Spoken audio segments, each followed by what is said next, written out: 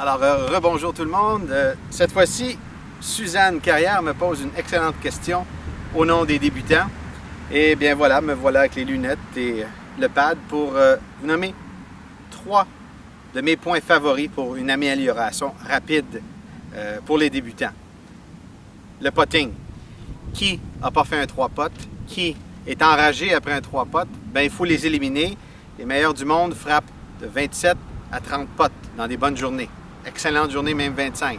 Et des mauvaises journées, c'est 32, 33, 34. Mais jamais des 36, 37, 38, voire au-delà de 40 putts. Donc, le putting, numéro 1 pour moi.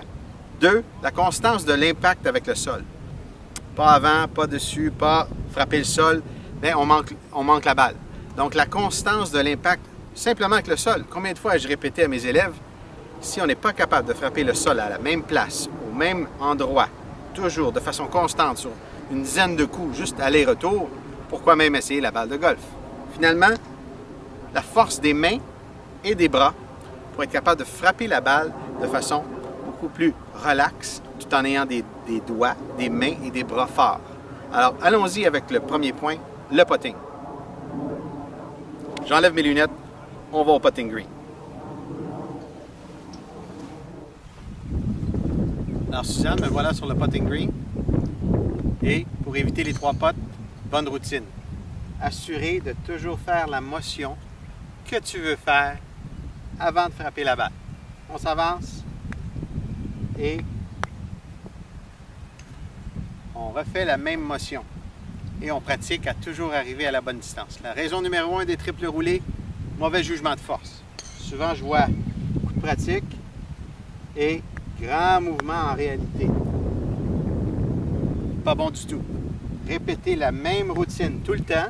Donc, intensité, je l'ai, je répète et je m'habitue à avoir la balle très proche du trou pour 2 roulés et non jamais 3.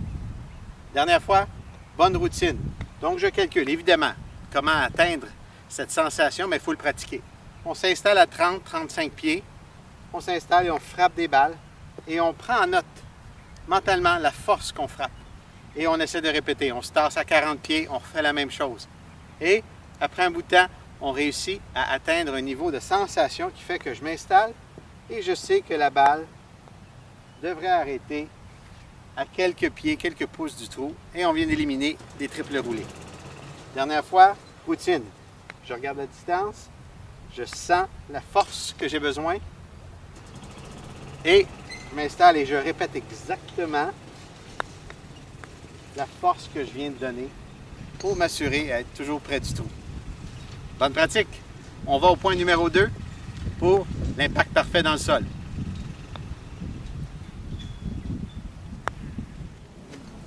Point numéro 2, toujours pour Suzanne, impact avec le sol identique à chaque instant, à chaque mouvement, aller-retour. Je recule quelques pas. J'ai placé 2 tees ici pour nous donner une cible dans le sol et d'être capable de frapper le sol de façon constante. Chaque fois qu'on revient au sol, on est capable de refrapper le sol. Si on frappe derrière, si on frappe pas le sol.